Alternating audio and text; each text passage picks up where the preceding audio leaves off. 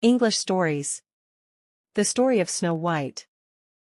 There once lived a king and queen who ruled over a distant land. The queen was lovely and beautiful. Everybody in the kingdom adored the queen.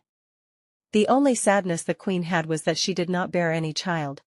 Once when she was busy with her needlework, she gazed at the sight of the falling snow out of her ebony window. A bird flew straight and alarmed the queen. To this she pricked her own finger with the needle.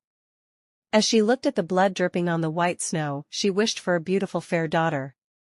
She exclaimed a wish to have a daughter as white as the snow, lips as red as the blood, and her hair as black as ebony. After this, the queen had her wish granted and she gave birth to Snow White. But luck was not in favor of the queen. As soon as she gave birth to Snow White, she died. The king then married a new queen. The new queen was beautiful, but with an evil heart. She was engaged with black magic and she also owned a magic mirror. She would ask the mirror every day, "Mirror, mirror, who is the fairest?" The mirror would reply, "You, my queen." This satisfied the queen as she knew the magic mirror would speak nothing but the truth. One morning she again asked the mirror, "Mirror, mirror, who is the fairest?" This time the mirror replied, "You are fair, my queen, but Snow White is fairer than you." To this, the evil queen was infuriated with rage. Out of acute jealousy, she devised a plan to kill Snow White so that she can be the fairest of all. She called her huntsmen and ordered them to kill Snow White in the forest and bring her heart as proof. The huntsmen took Snow White to the forest, but the kind huntsman could not kill the innocent girl and thus brought the queen a heart of a wild boar replicating that of the Snow Whites. Snow White was all alone in the forest. She ran as far as she could get. She stopped near a little house.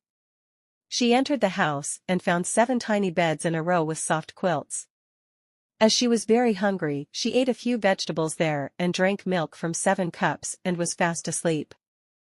Next, she was awakened at the sight of 7 dwarfs gazing intently at her. The dwarfs welcomed her. She introduced them as Snow White and related them to her sad story. The dwarfs sympathized with her and asked her to stay with them.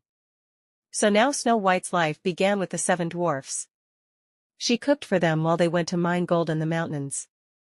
On the other side of the world, the cruel queen, believing the wild boar's heart to be that of Snow White, was leading her life happily in the castle. Again she asked her magic mirror who was the fairest of all.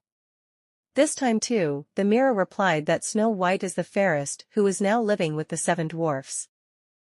To this, the queen again flew into a rage and devised a more cunning plan. She dressed up as a beggar woman and went up to Snow White and forced her to eat one of her apples that she was pretending to sell. After much insisting, Snow White finally gave a bite at the red apple. As soon as she did so, she fell to the ground. When the dwarfs returned, they saw Snow White lying dead on the floor. They were very sad. They cried utterly and carried Snow White to the graveyard. On the way, they encountered a handsome prince. The prince was mesmerized at the sight of Snow White. He stopped and knelt to kiss Snow White. This was love's first kiss which broke the curse of the evil queen. Snow White then jumped up and sat. All were much relieved as Snow White came back to her life. After this, she lived with the handsome prince happily ever after. Also, the evil queen was then banished from the kingdom for her ill deed and she never came back. The moral of Snow White is that kindness and compassion can triumph over evil, vanity, and jealousy.